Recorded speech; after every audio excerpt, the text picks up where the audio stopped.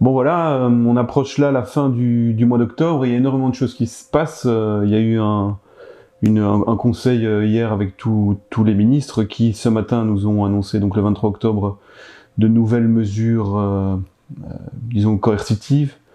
Alors, c'est intéressant de replacer tout ce qui se passe dans la perspective, je veux dire, dans la vision de l'agenda vaccinal, parce qu'on a vraiment l'impression que c'est ça qui se passe en fonction du vaccin, des évolutions des recherches. Les politiques se calquent sur cette évolution vaccinale-là. Et tous ceux qui essaient d'avoir un autre son de cloche sont systématiquement qualifiés de complotistes. Donc, comme ça s'était passé le 15 avril, en conférence de presse, on essaie de mettre en évidence les liens entre les multinationales pharmaceutiques, le gouvernement, les groupes d'experts. Nous sommes des complotistes, ce qui permet d'évacuer directement toute question sur ces liens qui unissent les gouvernements et les multinationales. Et pour nous, il semble essentiel, plus que jamais, de savoir qui parle et qui, en fin de compte, est en train de décider de notre avenir. Parce que c'est moins rien que notre avenir qui se joue. Donc, on ne peut pas raisonnablement écouter et croire tout ce que nous disent ceux qui soi-disant œuvrent pour notre intérêt, notre bien commun, alors que pour nous c'est des gens qui font ça, mais qui maquillent notre bien commun en intérêt privé, et on va essayer de vous montrer en quelques minutes pourquoi. Donc il faut revenir en 2017, lors du Forum économique mondial, celui qu'on appelle Forum de Davos, que l'organisation de la gestion à venir des futures pandémies, donc on n'est pas du tout encore dans le Covid, prend naissance sous le nom d'une coalition qui s'appelle CEPI. Donc derrière l'acronyme, on entend Coalition pour les innovations en matière de préparation aux épidémies. Donc derrière l'acronyme, on a des États comme la Norvège, le Japon, mais aussi la fondation Bill et Melinda Gates, ou encore le Wellcome Trust. Donc Wellcome Trust, c'est une fondation caritative médicale qui est la plus riche du monde, après celle de Bill Gates.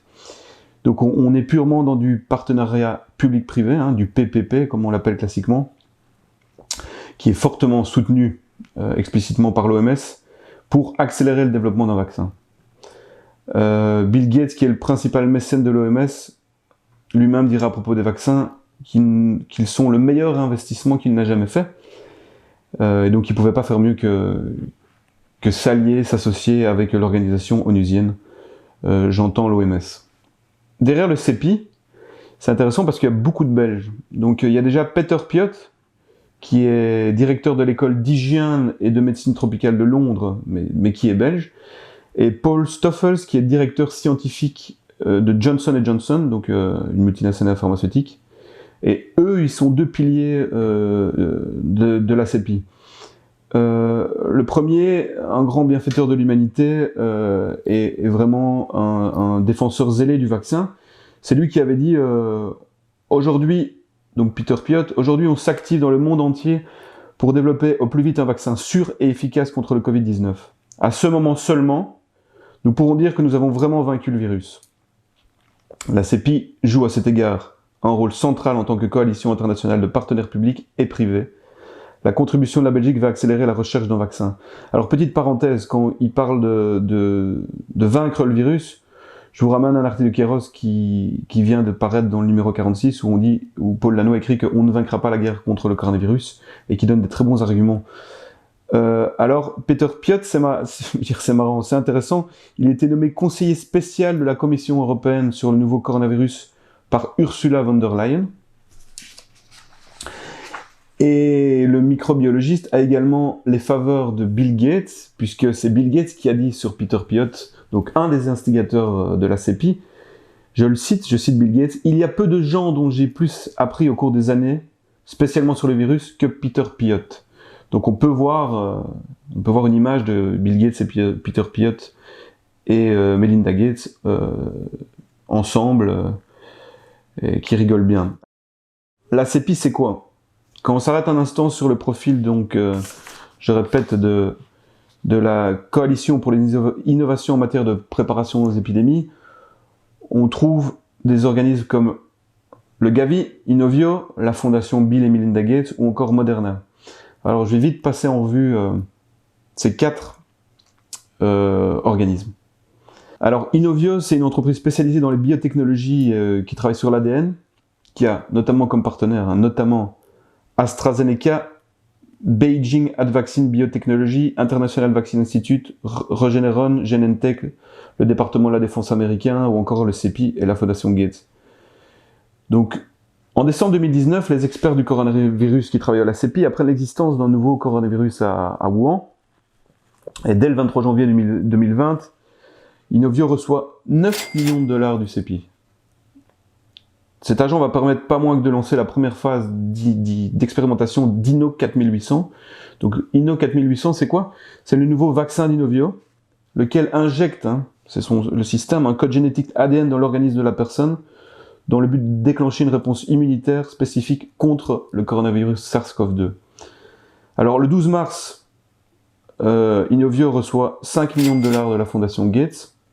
Le 26 mars et en juin-juillet 2020, 11,9 millions de dollars et 71 millions de dollars de la défense américaine.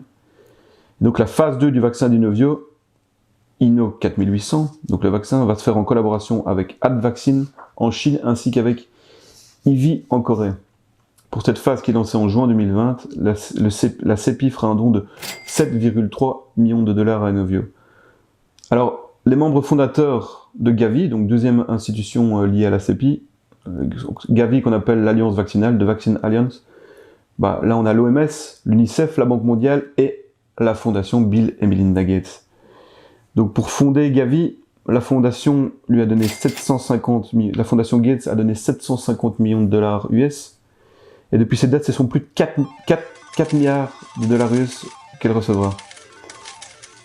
Donc, le but de Gavi, donc je rappelle, qui est lié de très près à la CEPI, le but de Gavi, c'est de protéger les générations futures avec des vaccins vitaux. Et donc Gavi vise le façonnage du marché des vaccins, et la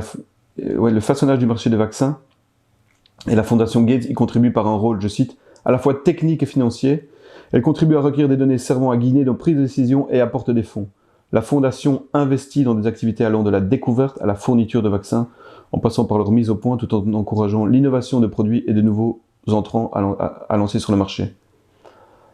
Alors, on pourrait dire merci à toutes ces personnes, je fais de nouveau une digression, mais il faut se rappeler quand même que tout cet argent de ces grosses fondations et de ces milliardaires provient d'abord d'un premier pillage, c'est le fait que cette accumulation de richesse vient d'abord de lois spéciales, de paradis fiscaux et d'avantages qui ont été laissés par des gouvernements qui maintenant les remercient d'être si généreux, alors que ils leur ont d'abord permis de devenir très riches. Alors la troisième entreprise liée à la CEPI, c'est Moderna, qui est une entreprise cotée en bourse et qui a perçu 1 milliard il y a peu de temps de la fondation Bill et Melinda Gates, de nouveau. Alors c'est intéressant parce que le directeur de Moderna, il est français, c'est un homme d'affaires milliardaire, PDG, propriétaire donc à 9% de Moderna, donc société de biotechnologie Moderna. Et le Covid, pour lui, c'est vraiment du pain béni parce que ça l'a formidablement aidé à accroître sa fortune. Et je cite un article qui dit « En 2020, alors que le cours de l'action Moderna augmentait à la nouvelle de l'imminence d'essais humains de phase 2 pour son potentiel vaccin Covid-19, les parts de Stéphane Bancel dans Moderna en ont fait un milliardaire en dollars. » Donc, le 18 mai 2020, je cite encore, lorsque le cours de l'action plafonnait à 80 $, sa part de Moderna valait 2,5 milliards de dollars. Donc, ça a du bon, les épidémies. Donc, on voit qu'au fur et à mesure de l'évolution du vaccin, parce que certains croient que les plus riches vont devenir encore plus riches quand on aura le vaccin, pas du tout. Au fur et à mesure des informations qui arrivent par rapport aux évolutions des phases dans le processus vaccinal avec les Kobe, on sait que des milliers de gens sont en train d'être testés avec des morts, il y a eu des morts pour certains vaccins, notamment AstraZeneca je pense. On voit qu'au fur et à mesure que les phases avancent, et qu'on passe à la phase 2, par exemple, les actions des entreprises cotées en bourse montent énormément. Donc il y a déjà beaucoup de gens qui sont en train de se faire, je veux dire, une minorité de gens qui sont en train de se faire un maximum d'argent là-dessus. Bon, Stéphane Bancel, évidemment, comme d'autres, il est lié à d'autres entreprises. Hein. Il fait partie du fonds de capital Flagship Venture Set. Il était notamment président de BG Medicine. Il était directeur manager de Eli Lilly Belgium. Alors, Eli Lilly Belgium, il est plus connu pour le célèbre et décrié antidépresseur Prozac. Et c'est une firme qui, à l'époque, avant de fermer sa succursale en Belgique, était située dans le zoning industriel de l'UCL. Intéressant aussi quand on voit tous les liens entre l'UCL, les groupes d'experts et le gouvernement. Alors, on apprend le 21 octobre dernier, donc il y a 2 jours, sur le site de Boursorama, que le directeur général de Moderna, dont je viens de parler, Stéphane Bancel, a indiqué que le gouvernement américain pourrait autoriser l'autorisation d'urgence de son vaccin expérimental contre le Covid-19 en décembre, donc dans deux bons mois, si la biotech obtenait des résultats intermédiaires positifs dès novembre d'un vaste essai clinique. Donc dans la course au vaccin, Moderna n'est pas seul, on sait il y a Pfizer aussi qui concourt. Les deux sont très pressés et vont solliciter une autorisation d'urgence pour une commercialisation tout aussi urgente. On sait que dans ce domaine-là, l'argent n'attend pas. Alors, est-ce que face à cette urgence de faire de l'argent, les autorités publiques, notamment belges, vont prendre leurs responsabilités en sachant que la technologie de Moderna, qui est fondée sur l'ARN messager, n'a jamais fait preuve de son efficacité contre d'autres virus, et surtout qu'il y a de précédents travaux ont montré que cette technologie a parfois un effet contraire à celui désiré, c'est-à-dire qu'elle rend les receveurs davantage susceptibles d'être infectés. À bon entendeur. Alors,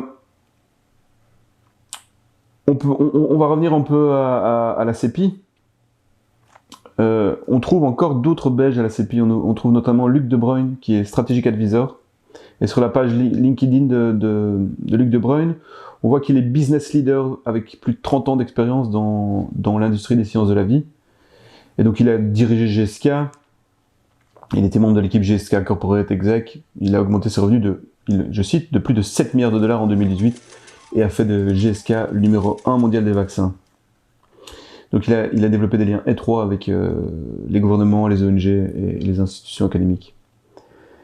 Ce qui est intéressant aussi, c'est que Luc De Bruyn est membre aussi du conseil consultatif institutionnel de l'Institut flamand pour les biotechnologies. C'est le VIB, tout comme Peter Piot, dont on vient de parler avant.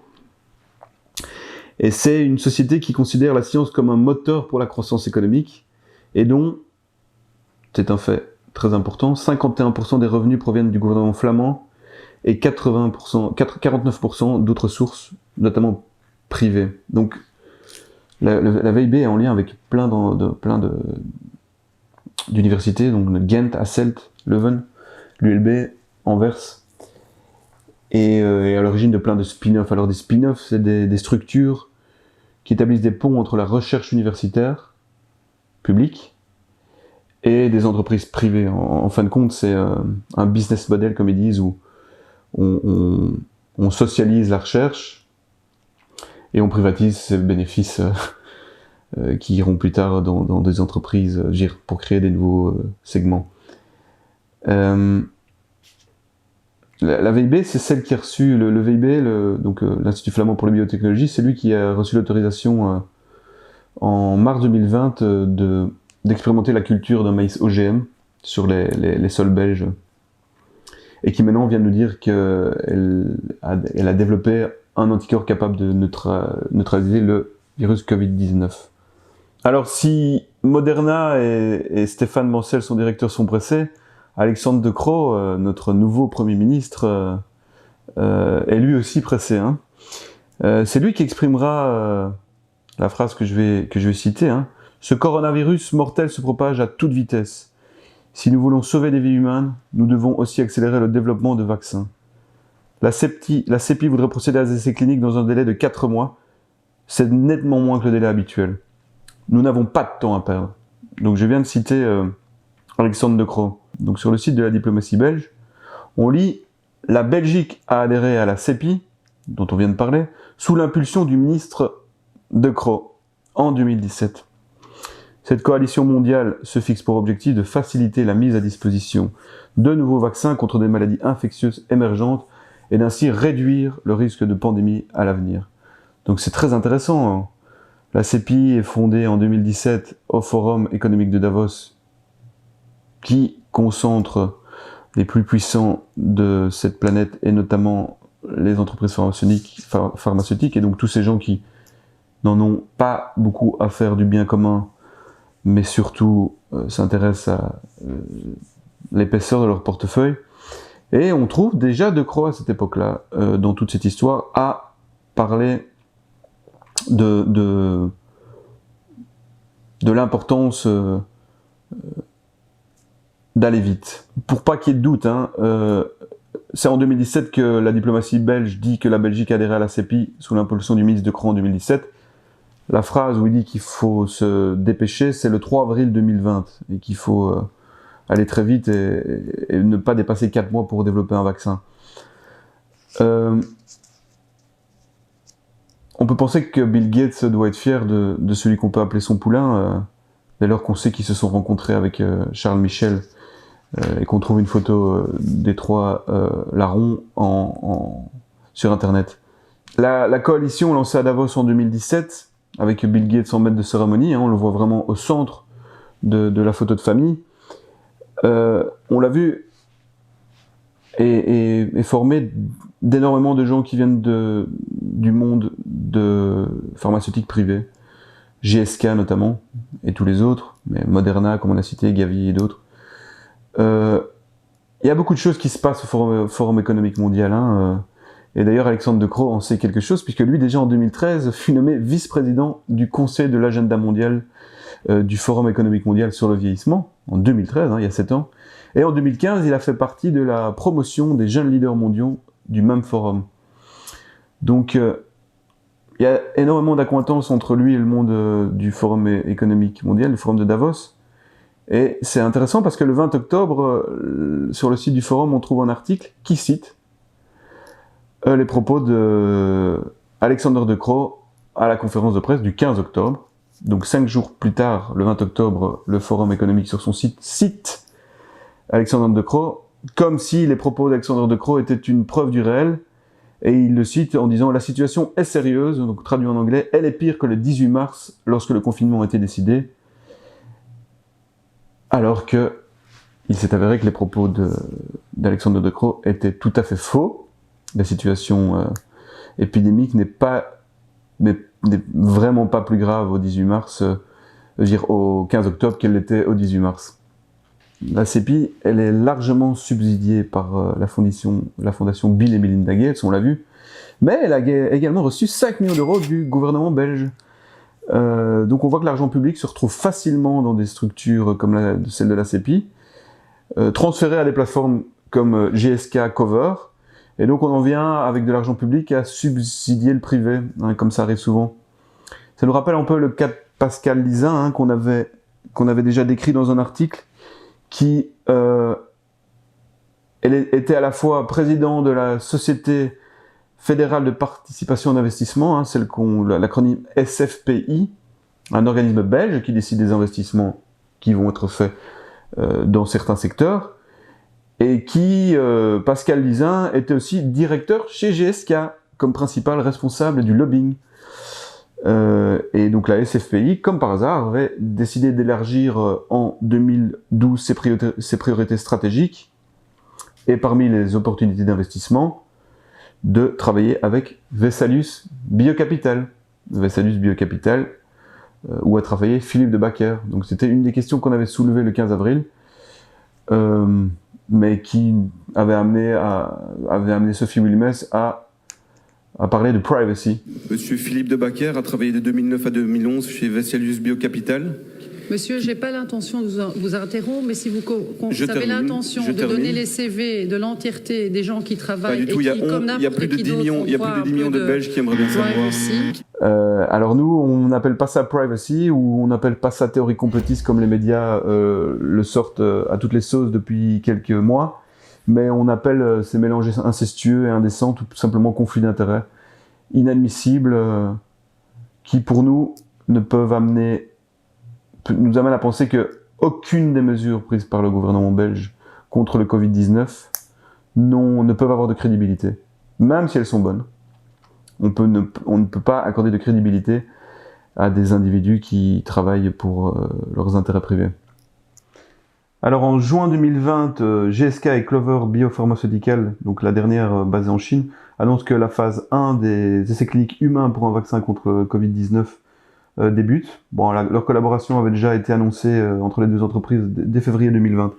Alors Thomas Breuer, qui est vice-président de GSK Vaccine, médecin-chef chez GSK Vaccine, lui compte sur la production à large échelle, à grande échelle, de ce vaccin. Évidemment, plus il y en a, plus ça rapporte.